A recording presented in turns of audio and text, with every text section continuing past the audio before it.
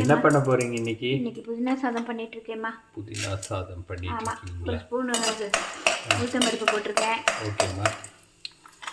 அப்புறம் கொஞ்சமாக கடலைப்பருப்பு போட்டிருக்கேன், ஒரு அரை ஸ்பூனு, அரை கூட இல்லை அதுக்கும் கம்மியாக. ஓகே. அப்புறம் கொஞ்சம் தள்ளிக்கோ, 4 இது கொஞ்சம் நல்லா வதங்கினது. இந்த 4 பச்சை மிளகா, இந்த வெள்ளை பூண்டு போடுங்க. ஓகேம்மா. இப்போ இது வணங்கினதுக்கப்புறம் கலர் சேஞ்ச் ஆகணும் இல்லையா? ஆமாம்மா.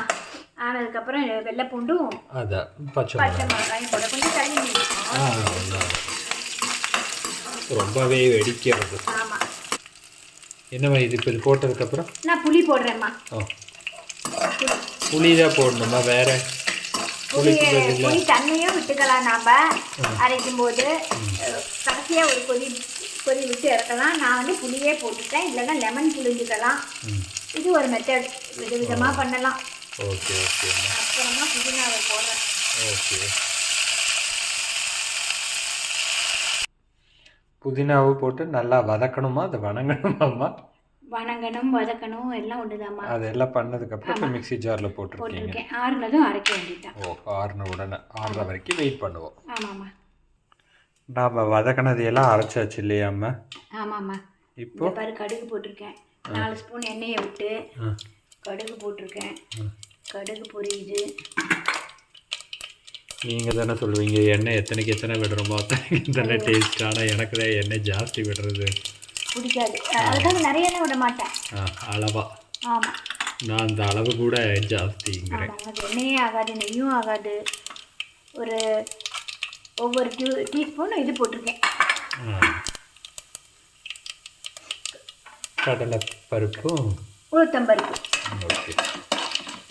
மறுபடியும் இங்கே வணக்கம். அது நல்லா இதாகட்டும், பொரியட்டும், கலர் மாறட்டும். அது கலர் மாறுறக்குள்ள நீங்கள் என்ன வச்சுருக்கீங்க இங்கே? நான் பாரு வெடிச்சுடுன்னு சொல்லிட்டு பட்டையும் கிராம்பு இப்போ தான் போட போகிறேன். ஓகே. பட்டை கிராம்பு, 4 முந்திரி, அப்புறமா முந்திரியே அவங்களுக்கு நாம் 4 போடுறோம். ஆமாம்மா. இன்னும் போட்டுக்கிறவங்க ஜாஸ்தி போட்டாலும் அந்த டேஸ்ட் வரும். போட்டுக்கலாம் இல்லையாம்மா? எவ்வளோ வேணால் போட்டுக்கலாம். இப்போ என்னம்மா பண்ண போகிறீங்க? ஒரு வெங்காயம் போடுறேன், பெரிய வெங்காயம். ஓ, பெரிய வெங்காயம் போடுறீங்க. ஓகேம்மா. இதையும் போட்டு நல்லா வதக்கணும் இல்லையாம்மா? இப்போ அரைச்சதை உள்ளே போடுறீங்க இல்லையாம்மா? ஆமாம்மா, அரைச்சதை உள்ளே போடுறேம்மா. மறுபடியும் எதாவது வதக்கணுமாம்மா? பசிக்குது இப்போவே எனக்கு. இல்லைம்மா, இங்கே ஒன்றும் வதக்க மாட்டேம்மா, கொஞ்சம் பொறுமையாக இருக்கு.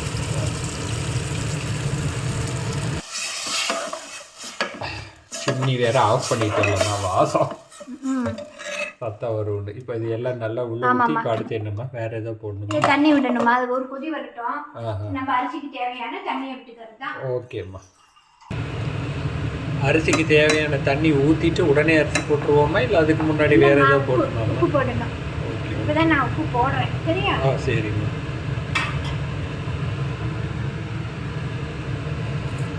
நமக்கு தேவையான உப்பு நான் இதை அரைஞ்சி வச்சிருக்கிற தண்ணி. ஓ, அரிசிக்கு தேவையான உப்பு போட்டுருக்கோம். ஒரு கொதி வந்து அரிசியை போட்டுருவேன். இப்போ நம்ம உப்பு டேஸ்ட் எல்லாம் பார்த்துட்டு அரிசியை போட்டுப்போம். ஓ, இப்போ இதுலக்கா உப்பெல்லாம் சரியா இருக்கா இல்லையாங்கிறது இப்போ பார்த்துக்கணும். ஓகே. இது பாரு, கொதிக்குது. அரிசி போட்டுப்போம். ஓகேம்மா.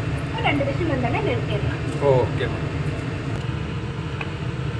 எல்லாம் போட்டு மூடியாச்சு இல்லையாம்மா?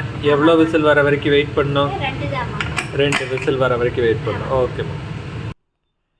வாவ், 2 விசிலுக்கு அப்புறம் ஓப்பன் பண்ணால் சுட சுட புதினா சாதம், மின்ட் ரைஸ். இது டிஃபன் பாக்ஸுக்கு போட்டு கொடுத்து அனுப்பலாம் இல்லையாம்மா? சூப்பராக இருக்கும். குழந்தைங்க விரும்பி சாப்பிடுவாங்க. பெரியவங்கலேருந்து குழந்தைங்க வரைக்கும் விரும்பி சாப்பிடுவாங்க. ஹெல்த்தி லஞ்சு கூட. இதுக்கு என்ன நம்ம தொட்டுக்க வச்சுக்கலாம்? ஃப்ரை வச்சுக்கலாம், சூப்பராக இருக்கும். உருளைக்கிழங்கு ஃப்ரை வச்சுக்கலாம்.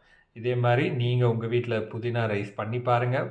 செஞ்சு பார்த்துட்டு எப்படி இருக்குன்னு மறக்காமல் கமெண்ட் பண்ணுங்கள்.